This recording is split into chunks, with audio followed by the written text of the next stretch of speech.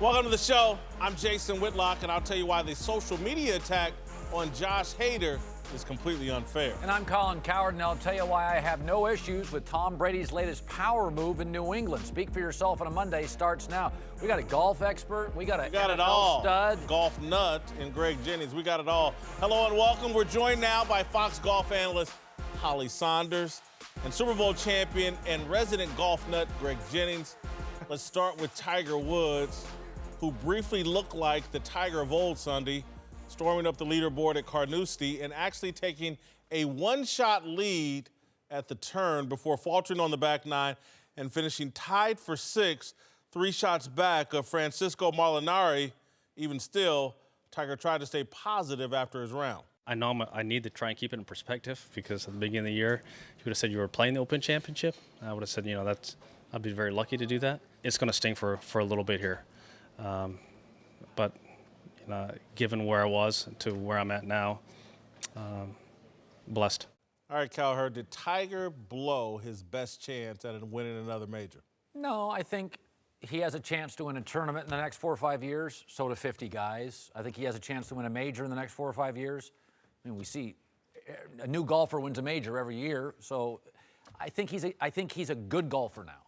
I don't get the Tiger's back. No, if Michael Jordan came back as Rudy Gay, he wouldn't be Michael Jordan. Michael Jordan still scored 40 the last time I saw him.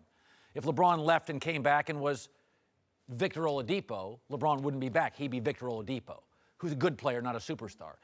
Tiger's a good golfer, and that's what he's going to be for the next 4 to 5 years, a good golfer capable of winning a nice tournament.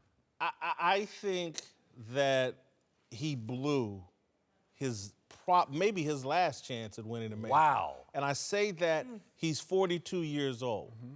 He had the lead on the 11th tee on Sunday. He had the lead. Those opportunities are so rare. And not only did he have the lead, he then got cute and blew the lead with this flop shot on 11. The guy should have played a bump and run and had a 15-footer for par and a probable bogey. Instead, he got cute here, and this is ego, and this is where he's kicking himself. I'm not trying to beat up Tiger, but the hole before on 10, coming out of a pot bunker, he made an amazing shot. And that got his ego kicked in, and I can do it again. I mean, he's feeling good. That's what you do when you're feeling good, swinging the club. Not when you've been waiting 10 years. You don't think in the next 3 years there'll be another PGA? He's 42 years old, Tiger. Tom Jason, Watson. what would you have told him to do? If you were his caddy, what would you have told him He would have played. He should have played bump and run. He should have been conservative. He had the lead. Take your medicine. Take your bogey and keep going. That double bogey led to another bogey on the next hole. And again, at 42, you just can't do this. These opportunities are so rare. And Tim Brando said on this show a month ago during the U.S. Open and said, if Tiger's going to win another major, it'll probably be at an Open. It'll be a links course, no water, no trees. Tiger just blew his best chance. I agree with you. I think he did blow his best chance to date. I think that he could potentially win again, but age is against him. His timetable of winning is what's closing. And these young players that are up and coming, forget up and coming, they are here. And they are here to stay. This isn't the same old golf that we saw Tiger dominating and playing when he was on top with the lead every single tournament, playing out front. It's a different style of playing. Now, getting to the way he's playing, I enjoyed what I saw. I don't like his mentality. I don't like the approach of, and when we listen to the soundbite, the only thing that stood out to me was, this is gonna sting a little bit. I'm accustomed to hearing more of that from Tiger. He's more happy of just being where he is and where he's at. That's what I don't like. That's what a great competitor, you don't hear that coming out of LeBron's. Do the people you know in golf, do they think this is it? Not at all. And what you're saying is true. I think that his mentality now is that he's grateful to be out there. I talked to Peter Jacobson, who was part of the NBC coverage this entire week. He said that he is very polite. He's interacting with people more. He does like having the second chance. He's more grateful. But I believe he has the greatest mind in golf. I don't think his swing is the best anymore, but I think he knows that. I don't think, Greg, in any way that he's saying, you know, that, it stings a little bit. I'm a little upset about it. I think he's really upset about it. But I think he knows. We saw some of those shots he pulled off yesterday. I know he's 42 years old, but did his body look like that? Some of the shots we saw him hit yesterday were Tiger-esque. I think he has the greatest mind in golf. He said, I'm going to build his way into the lead, is what he said. I'm going to build my way into the lead. We're used to seeing, no, we're not used to hearing him say that. Tom Watson almost won a British at 57. I get it, Colin. He's not in that kind of shape. For the appearance, this guy's got a fused back. He's had all kinds of health injuries, issues. It can come back at any time. He's on borrowed time right now. Father Time is undefeated, and he's had all kinds of health issues. But, Holly, my point, I do believe Tiger's got a great mind for golf. So, but he outsmarted himself.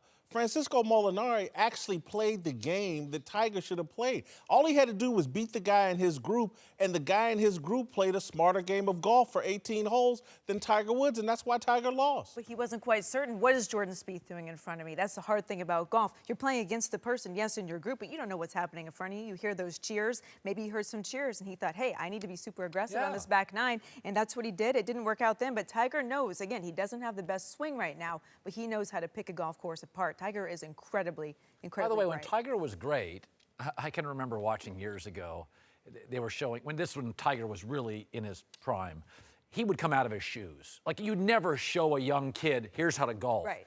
Tiger was not the perfect golf. Fred Couples had the better swing. There was better pacing. Tiger came out of his shoes. He was overly aggressive. I could argue that's his DNA. He's kind of an aggressive golfer. Get it. But at 42, you can't be. Johnny Miller was. Their coverage yesterday was brilliant because Johnny Miller said everything that I'm saying, but he said it much more politely. On the 11th, he was like, golf seduces you into doing dumb things. And that's what Tiger did. He did something stupid. Totally. Without question. But that doesn't make him, that's every golfer. But Every again, golfer. when you're 42 and you've got the lead on the back nine of a major and you're Tiger Woods, you can't do dumb things. But you still believe I can make this shot. Short side, you don't have By the room. way, Kobe you Bryant, gotta flop 60 it. points last game. Tiger can make that shot. Are we reacting to the result? Exactly. That's what we're doing. Johnny Miller was reacting in real time. He's played in real. He knows exactly what golfers are thinking. And again, there's a way you look. Kobe, when he got the 60 at age 38 or whatever he was, that's a whole different mentality. He played a different game at 38 than he did at 24, 25, 26. Tiger's gonna have to play a different game at 42. And I'm just yesterday, he blew what I don't know if we'll ever see him again in a major. 8 holes to go, he's got the lead, and then a double bogey and the lead a bogey. for 5 minutes. Tiger's now played 27 majors since his last win. He's battled personal issues, surgeries, failed comebacks, even a DUI arrest. Yesterday, his kids were there to see him compete at a major, and afterwards, Tiger was asked what he told them about coming up just short. I told him I tried, and I said, hopefully you're proud of your pops for trying as hard as I did, and they gave me some. It was pretty emotional because they gave me some pretty significant hugs there and squeezed, and I know that they know how much this championship means to me and how much it feels good to be back playing again. And to me, it's just so special to have them aware, because I've won a lot of golf tournaments, in my career, but they don't remember any of them. And so for them to understand, what I was doing, early in my career, and only thing they've seen are my struggles and the pain I was going through. All right, Whitlock, these comments make you feel bad for Tiger. I don't think they make me feel bad. I think it's a window into what's driving Tiger. And he has it made up in his mind that he's going to share a special moment with his kids, that this is what Daddy's career was about. You guys didn't get to experience it when it was going well. Here's what it's about when it is going well. And in his mind, it's going to be the most beautiful and gratifying experience to share a victory, hopefully a major, with his children. I think that might be driving him a little bit more than catching Jack Nicklaus at this point. If he can just have this moment he can share with his kids, I think it's very important to him. Yeah, I think a lot of his issues are self-inflicted, so I don't feel bad for him.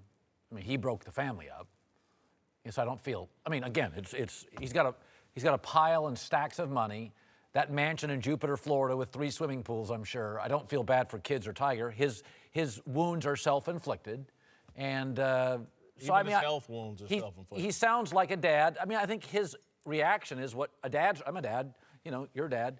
It's a reaction like, I really want to do something for my kids to see dad succeed. But that's a common message in America. You want to have a great moment so your kids can see it. I'm not sure if it's bigger for the kids or you.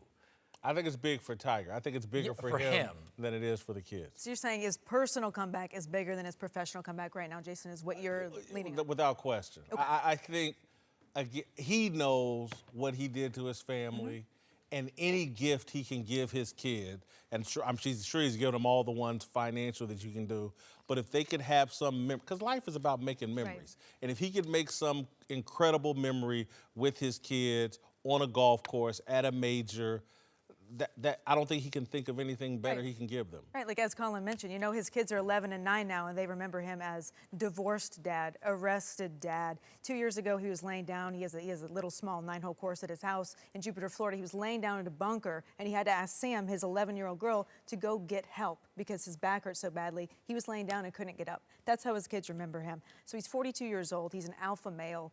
You guys have kids. You know exactly what he's saying. The first time I ever met Shannon Sharp, I'll bring this story up, he told me, I asked him about his kids, and he said, yeah, I was young enough when I had them, but they remember Daddy do what he do.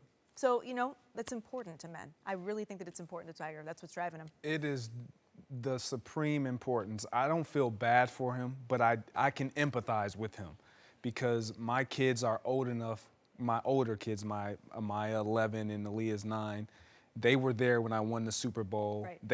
They can sort of remember. My oldest can remember, but my son, my namesake, who's 5, he's the youngest of my 4. I remember when I went to Minnesota. He had just been born in Green Bay, and I had that transition, and I just remember wanting to be that player with that level of success with my teammates, with the team that I had in Green Bay. And I remember my oldest daughter saying, Daddy, you guys always lose now. That stuck with me because I was thinking she experienced the pinnacle. She experienced the Super Bowl, the confetti. My son, however, yeah, Daddy played good, but we always lost. So in his mind, he doesn't really have the highlight reel. We've had to watch Daddy's greatness versus him being able to witness it in person. That means so much more to a dad, to an athlete, than anything. Having your children experience it versus you having to show them footage. What did your kids say when you became a Dolphin? We better get some good vacations out of this, is what they said. But I'll say this about Tiger and all athletes, or just any professional person. If you're constantly going through struggles on your career, that shows up at home in terms of you're not, there's some moments, some hours where you're not happy, your kids can see it, you're depressed, and I'm sure he would love, anybody would love to be going through the pinnacle of their career when they're happier and they're happier at home and their kids can enjoy that. You know, I'm glad Tiger has something driving him other than the pursuit of Jack Nicklaus, because he's got no shot at Jack Nicklaus after what he did yesterday. Welcome back. Greg Jennings back, joined now by the founder of the big lead, Jason McIntyre. Let's move to the man we just heard from, Brewers pitcher Josh Hader. Teammates stood behind him after some really offensive tweets from his youth surfaced during the All-Star game. After issuing that apology on Friday, Hader entered a game on Saturday in Milwaukee, and the fan reaction surprised a lot of people. And the fans welcoming Josh Hader back to Miller Park.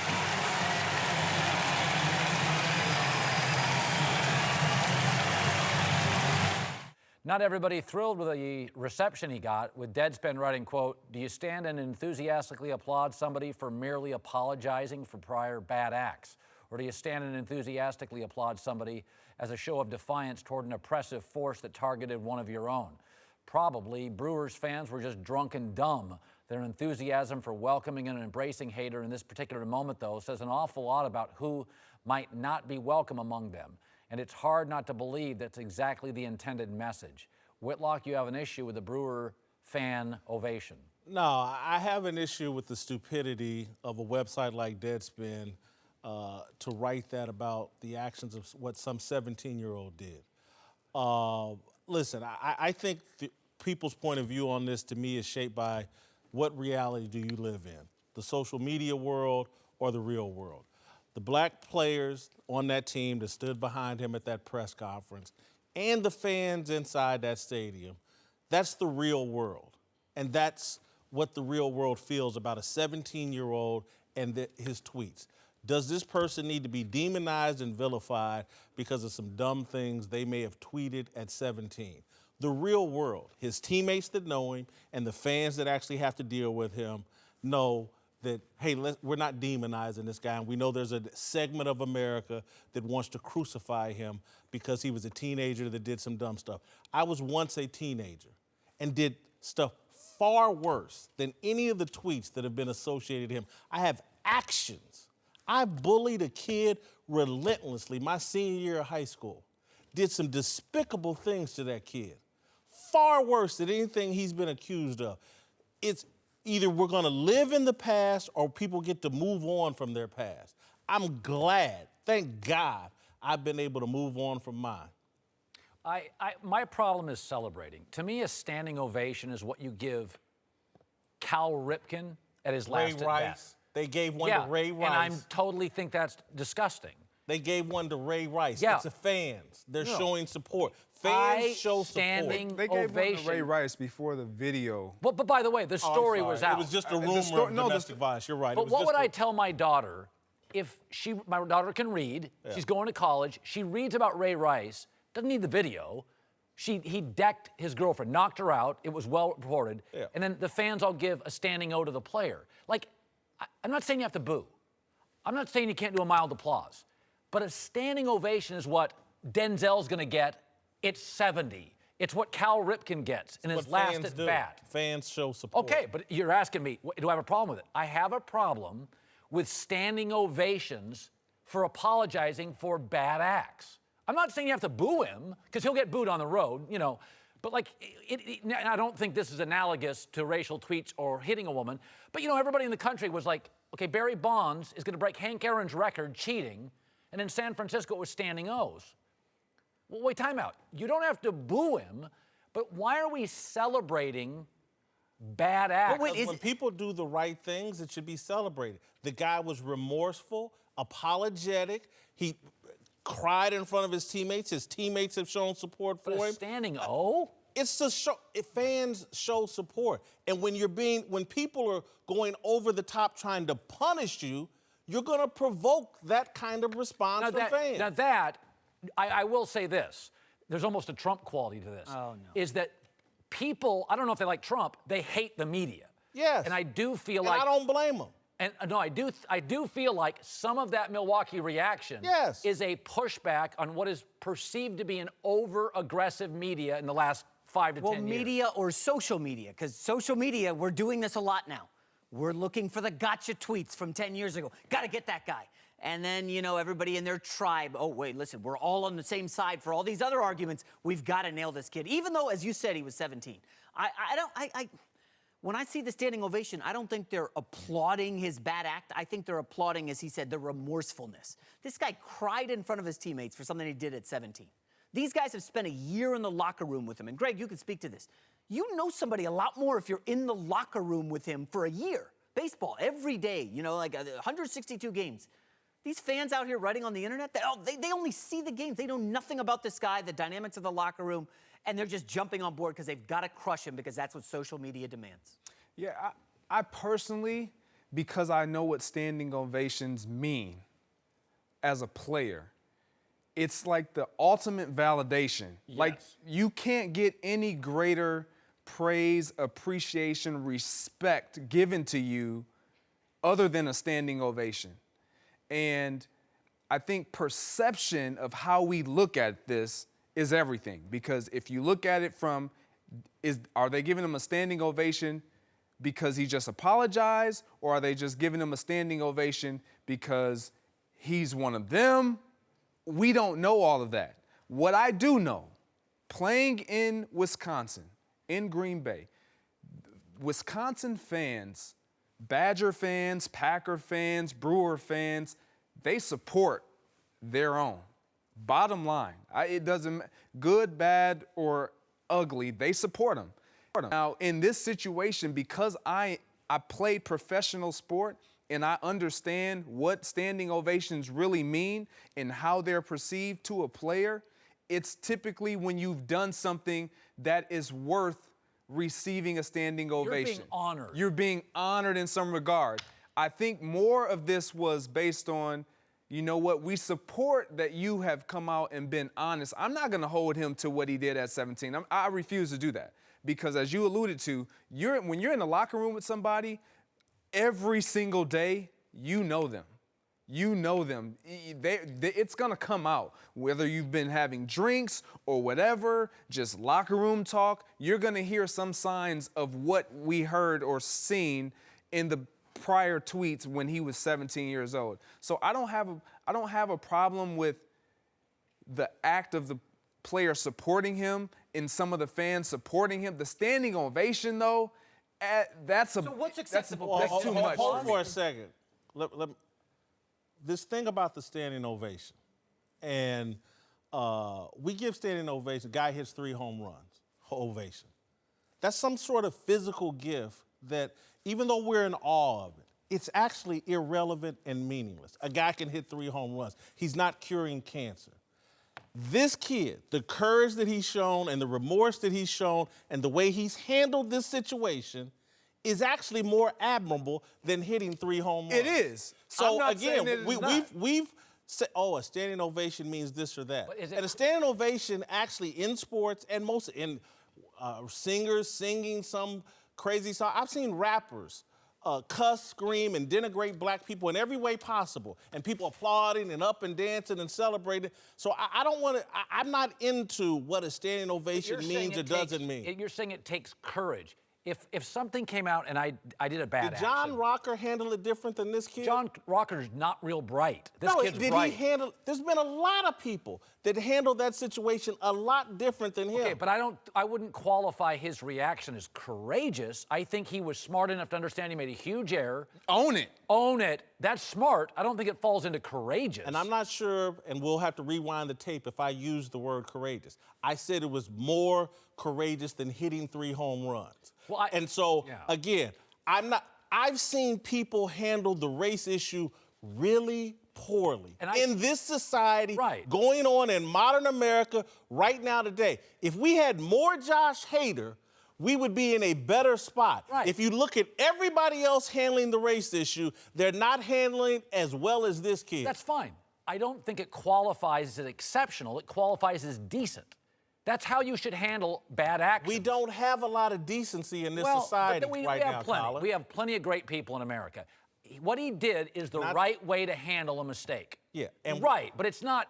It shouldn't be elevated to a celebratory, honored moment. He handled it the way a classy kid would. That's an on the moment. Look how Ray Rice handled his situation with the denial, Again. with the blaming his wife. We've seen athletes get in trouble, deny steroid use, deny everything. Right. This kid owned it, apologized in front of his teammates. And so, yes, if I want to call it courageous or whatever, or more courageous than hitting 3 home runs or scoring 50 points on a basketball court, that's what it is. You can call it whatever you want.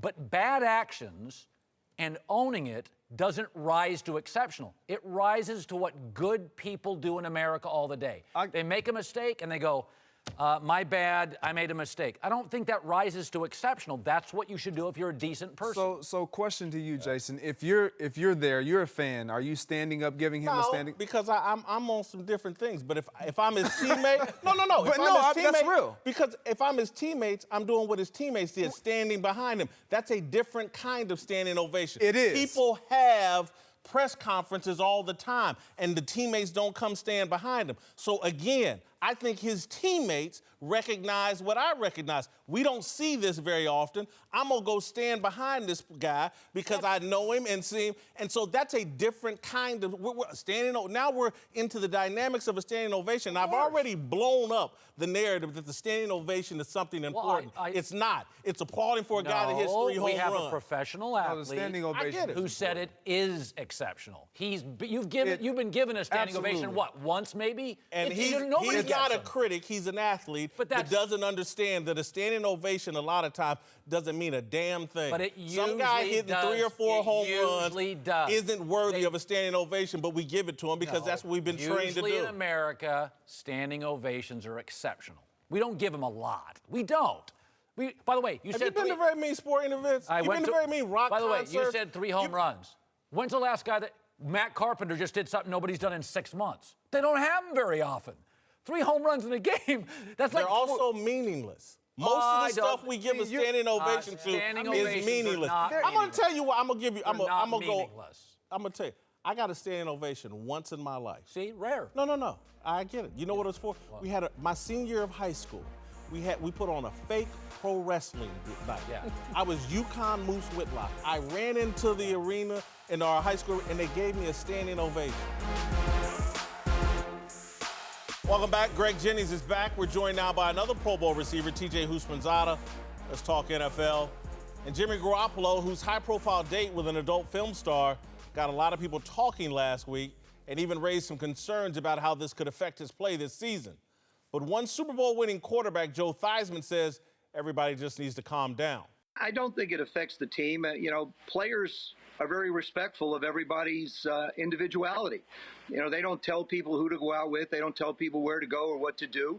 And I doubt very seriously if the San Francisco 49ers would do the same thing. I think it's Jimmy's life, and you sort of let him live his life the way he chooses.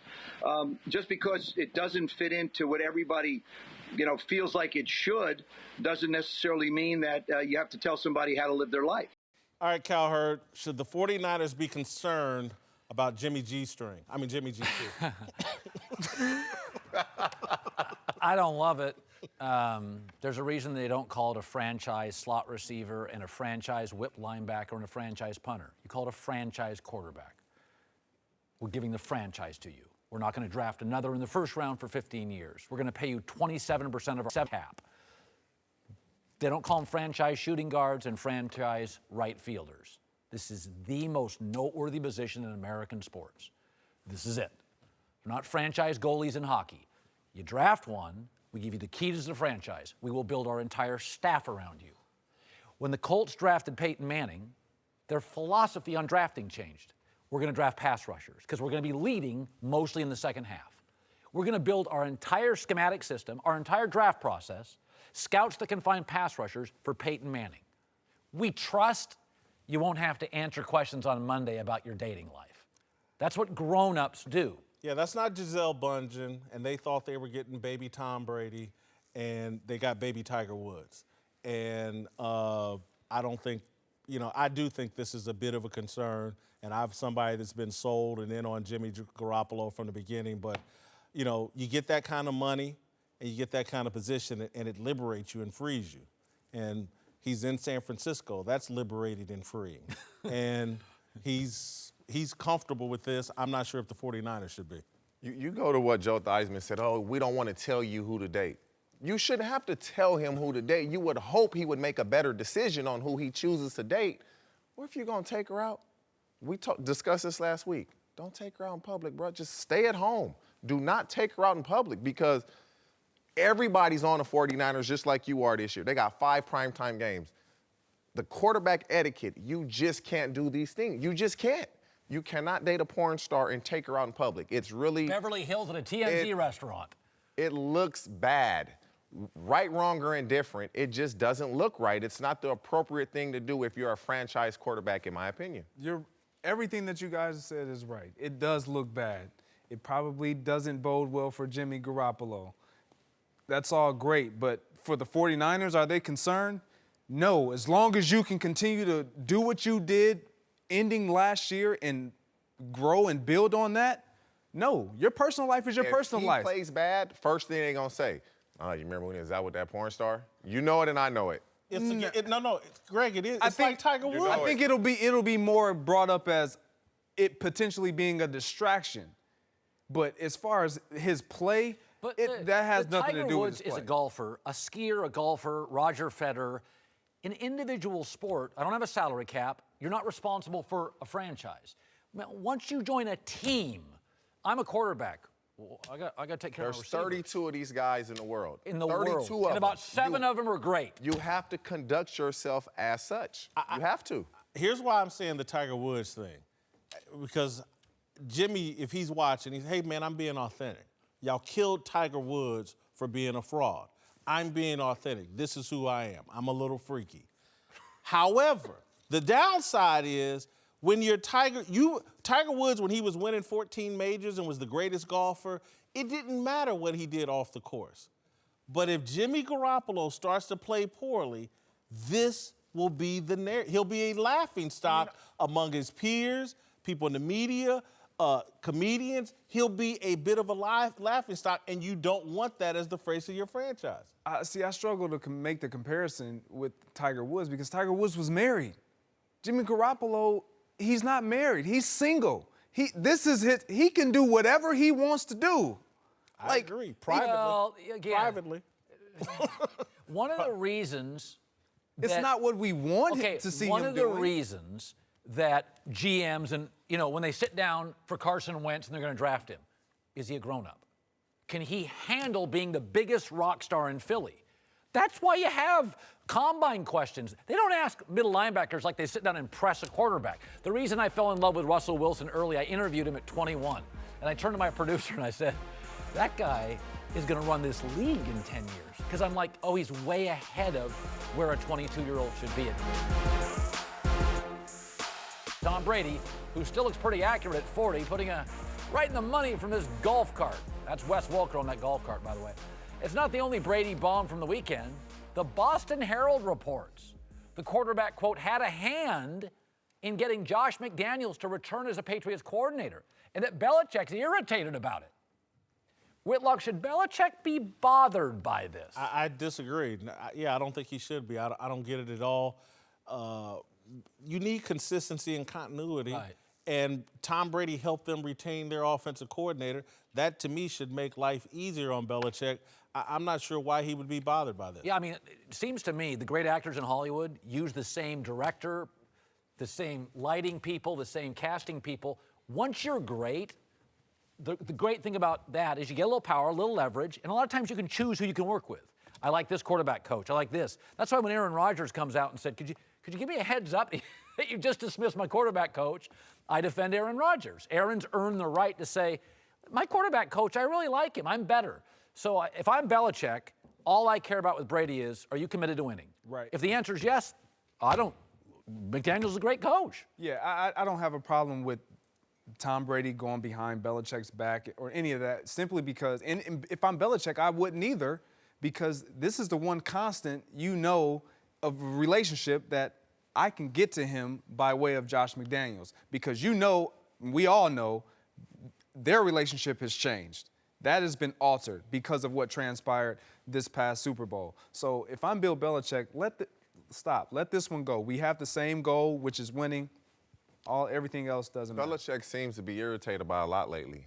And for McDaniels is a vital piece to that offense and that team. And Brady wants him there. He's experienced not having him for a few years when he left to go to Denver, and he had Bill O'Brien. Brady just wants that comfort level. Why Belichick is irritated is beyond me, but he seems to be in his feelings now about everything that Brady is doing, Kraft's doing. I think he feels like Brady has a little more say-so in years past, and he doesn't like it, and so it's rubbing him the wrong way. I'm going to defend Belichick just play devil's advocate the other side. What if part of Belichick's leadership philosophy has been, there's good to have change on my coaching staff, new voices. And I don't want, because again, there have been a lot of his coaches go off and get other jobs. Maybe he sees that as part of the process of keeping things fresh and on edge there. And maybe it was, in Belichick's mind, it was time for McDaniels to move on again. When it came out that Josh McDaniels was saying, the narrative was, Bill brought him into the office. I'm going to teach you how to be a head coach. I'm going to give you all these secrets. Where'd all that go now? Is that not true? That's a good point. That's a good point. I wonder the same thing as well. That ran through my mind as I thought the narrative was Belichick wanted to, but because there's been so many rumors and speculation about tension between these two, Soap opera. Well, I mean, You don't know what to believe. There's never a right time to do the wrong thing. Josh McDaniels is better than anybody that would replace him. They don't have anybody on that staff better than Josh McDaniels. And there's not an OC that Tom trusts more than Josh McDaniels. So if Belichick's bothered by it, to your point, it's personal. Because you can't tell me that in the NFL, Josh leaves, the next guy comes in, and Tom's like, I'm even more comfortable. I even have a better line of communication. I watched that Tom versus Time thing. He's like literally talking to him about Bengal preseason games in June. This feels like, to your point, this has gotten a little personal. Welcome back. Greg Jennings and TJ Hushmanzada are back. Let's move to the National Football League, where the controversy over the anthem back in full force. The league's already put the new anthem policy on hold while they hash things out with the Players Association. And now reportedly, a high-level NFL employee says, quote, there's no end game for the anthem issue. Whitlock, you expect this to be resolved before the season starts? No, we're 2 years into this. And I think what he means by no end in sight, there's no leadership in sight from the league or the NFL Players Association. And that's what he's saying, that he hasn't heard any suggestions of a good idea that could put this thing to bed. The Players Association seems so bound and determined that the national anthem that's the players' only platform to make a statement, and they want to protect that. And the NFL and Roger Goodell don't seem to be willing to draw a line in the sand. And so, I offered up a solution last week that I'm sure is too tough for them. If you protest during the anthem, you don't play that game. The other solution is just don't come out for the national anthem. Just put them back in the locker room and let the national anthem go on without them. I don't think they're tough enough for either one of those solutions. I don't think it'll end because there's winners and losers, and that's what social media is about now, being on the winning side, the avalanche. And so it's better to be on the avalanche skiing it than be overwhelmed by it. So it's a political issue, and with politics on the internet, there's a winner and loser. You have said since I've known you that it's rigged. It's rigged to the left. So the left feels like we're going to kneel for social awareness, and the right, or moderates to conservatives, feel, business people, pro-NFL people feel it's not the time or the place. So you're always going to have winners and losers in the internet. This is a winners and losers political story. It's not even football anymore. It's not about football. It's about politics, and it'll last forever. This thing's going to go on forever and ever. And another thing that hurts it is the players feel like the NBA owners. NBA players feel like the owners have our best interests, but they don't get cut. Those are guaranteed contracts. NFL players have always felt like, that guy upstairs, he'd cut me the minute he could. So you don't have this benevolent relationship with NFL players and NFL owners like basketball has. This is never going to end. The teams coming out for the anthem started because of 9/11. That was my rookie year. And there were times where, to me, the best solution is everybody stays in the locker room when the national anthem's playing. That nobody can protest, because that's happened where no teams are out on the field when the national anthem is being played. What happened was 9/11 happens, the armed forces said, we'll pay the NFL if everybody comes out. Oh, way to make some money. All the players are out on the field. Yeah. It's what you said. If the players feel like they've been slighted, they're still going to protest, so to speak. And if Donald Trump doesn't like the rule, he's going to tweet. The owners are going to change something again. So it's winners and losers. Whoever wins, the other side is going to say, oh, I feel like we lost. I'm going to do X, Y, and Z, and vice versa. So it will never end. The only solution that I see is you stay in the locker room while the national anthem is being played, and you come out afterwards. I honestly, I agree with that. If the guys can stay, but it has to be a collective consensus agreement between players, ownership, and the league office. They have to get together and come to this in unison. And let it be known that this was an agreement and everybody be in agreement with it and stay in the locker room, because that's the elephant in the room. The narrative has been shifted to it being the protest being against the national anthem and the flag, and that's not even the case. So let's just remove it altogether. Yeah, you lose some of your platform, if you will, as players to be able to get that notoriety and that visibility. Notoriety. But you eliminate that elephant in the room of, oh, now this can't be said that it's about. Let me tell you though or the how the players lose in that scenario, and they will, and it's an option that they should consider. Stay in the locker room, and from that day forward, the brand of NFL players part of it will be unpatriotic, seen by the fan base, customer base, support, because it's like, oh, the players can no longer come out for the national anthem because too many of them have a problem with the national anthem, have a problem with this country, whatever.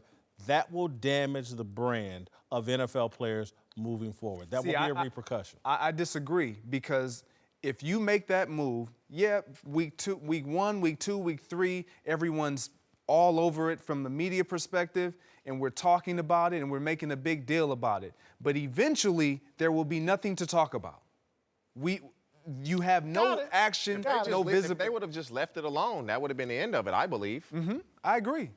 No, I don't, because I think we focus on the president's trolling, but trust me, you only troll people who like to troll back.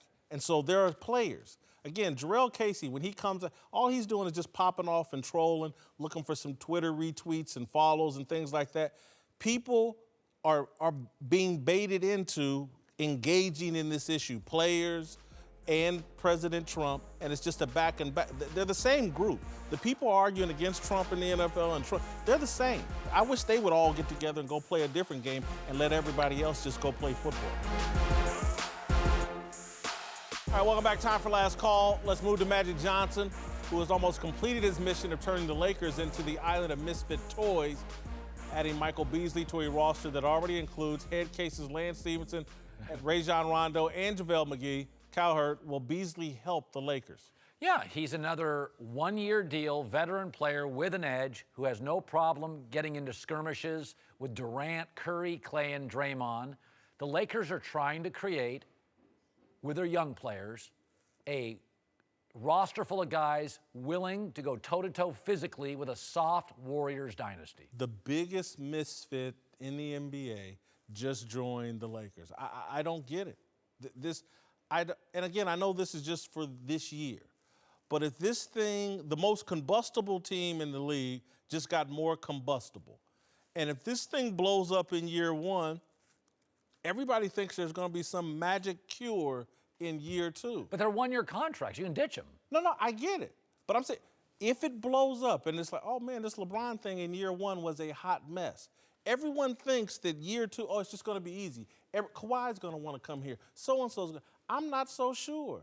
Now, that's an interesting point. If it's so ugly that, Kawhi is in Toronto and it's like, we got a good GM, we got a good coach, we're winning games. That is some. That's a really interesting point. The narrative on LeBron James could change. He had a dysfunctional team in Cleveland. Kawhi left. That's You're interesting. just building the narrative. Wherever LeBron goes, there's great dysfunction. And we've just, again, they've signed every misfit that was available. This is Major League, the movie. Let's see if it works out.